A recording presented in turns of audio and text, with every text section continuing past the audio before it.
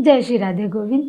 स्वागत है आपका हमारे चैनल सनातन कर्म में, जहां हम सनातन धर्म के गूढ़ तत्वों को समझने का प्रयास करेंगे। दुखों का नाश करने वाले और सारी सृष्टि का पालन करने वाले भगवान श्री गणेश की वंदना करते हुए और ज्ञान की देवी माता सरस्वती का आशीर्वाद लेकर अपने गुरुदेव के श्री चरणों को प्रणाम करती हूँ। अब मैं भगवान की श्रद्धा और भक्ति के साथ कार्तिक मास की कथा 24वां अध्याय सुनाती हूँ।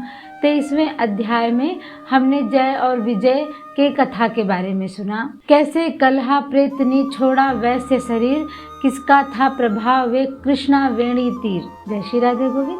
पृथु बोले, कृष्णा वेणी के तट से शिव और विष्णु के गणों ने वैश्य के शरीर से कलहा निकाली, आपने उनको बचाया। ये उन नदियों के प्रभाव से हुआ अथवा उस क्षेत्र की महिमा के कारण? हे धर्मज्ञ, इसमें हमको बड़ा संदेह है, हमसे कहो। नारद जी बोले, कृष्णा साक्षात कृष्ण का शरीर है और वेणी शिव जी का स्वरूप है। इसके प्रभाव को चतुर्भुज ब्रह्मा भी नहीं कह सकते, तो भी उनकी उत्पत्ति को मैं कहूँगा। उसको सुनो। पहले चाक्षुषा मनवंतर में ब्रह्मा जी ने रमणीक सह्याद्री के शिखर पर यज्ञ करना चाहा। यज्ञ की सामग्री इकट्ठा करके देवगणों के साथ वह विष्णु और महादेव को संग लेकर उस शिखर पर जा पहुँचे।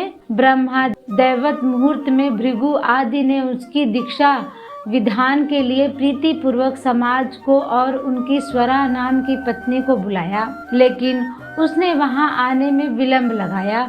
तब भृगु विष्णु से बोले, हे विष्णु, आपके बुलाने पर भी वह नहीं आई, मुहूर्त बीता जाता है, अब दीक्षा विधि कैसे होगी? श्री कृष्ण बोले, जो स्वरा शीघ्र नहीं आती तो यहाँ गायत्री को बिठाकर दीक्षा विधान करिए। क्या इस पवित्र कार्य के लिए वह पत्नी होते हुए भी योग्य नहीं? नारद जी बोले, रुद्र ने विष्णु के वचन को मान लिया और गायत्री को ब्रह्मा के दक्षिण भाग में बैठाकर दीक्षा विधि प्रारंभ करा दी गई। जितनी देर मुनीश्वरों ने दीक्षा विधि पूरी की, इतने समय में यज्ञ स्थल पर स्वरा आ गई और गायत्री को ब्रह्मा के संग दीक्षा की हुई देखकर सौतपने की ईर्ष्या भाव से क्रोध होकर बोली, जहाँ अपूज्यों का पूजन होता है और पूज्यों का पूजन नहीं होता है, वह दुर्भिक्ष, मरण और भय, ये 3 फल होते हैं।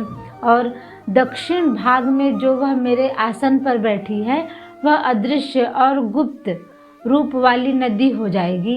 और हे कृष्ण, मेरे आसन पर मुझसे छोटी को तुमने बैठा दिया, जो तुम भी जड़ बनकर नदी होगे। उसके ऐसे शापों को सुनकर क्रोध के मारे कांपते हुए होठों से देवताओं के रोकने पर भी गायत्री बोली, ब्रह्मा जी, तेरी भांति मेरे भी तो पति हैं, तूने मुझे वृथा ही शाप दिया, इससे तू भी नदी हो।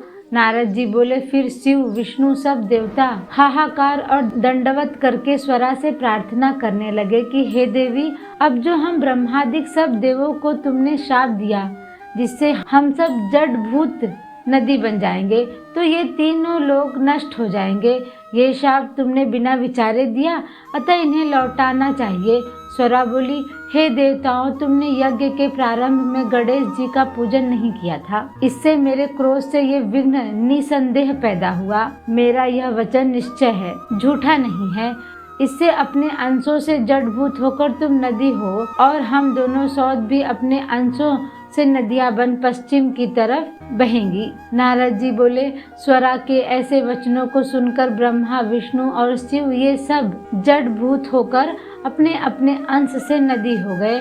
वही विष्णु कृष्णा नदी, शिव वेणी और ब्रह्मा ककुडधनी नदी हुए। अन्य देवता भी अपने अपने अंशों को जड़ करके सचल की शिखरों से नदी होकर अलग अलग बहने लगे। पूर्व वाहिनी नदियां देवताओं से तथा पश्चिम वाहिनी हजारों नदियां उनकी स्त्रियों के अंशों से उत्पन्न हुई। गायत्री और स्वरा पश्चिम वाहिनी नदियां सावित्री नाम से प्रसिद्ध हुई। ब्रह्मा जी ने उस यज्ञ में विष्णु और शिव इन दोनों की स्थापना की, जो महाबल और अति बल नामक देवता हुए। कृष्णा और वेणी के उपाख्यान को जो मनुष्य सुनेगा और सुनावेगा, उनको उनके दर्शन और तीर्थ स्थान का फल मिलेगा।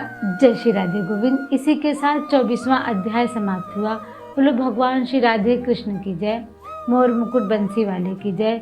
कार्तिक के ठाकुर की जय। अगर आपको ये वीडियो पसंद आई हो तो लाइक और सब्सक्राइब करना ना भूलें। इस कार्तिक महात्म्य की कथा जो कि पद्म पुराण से ली गई है और लोगों तक पहुंचाने के लिए इस वीडियो को ज्यादा से ज्यादा शेयर करें, अपनी आध्यात्मिक यात्रा शुरू करें। मिलते हैं अगले वीडियो में। धन्यवाद।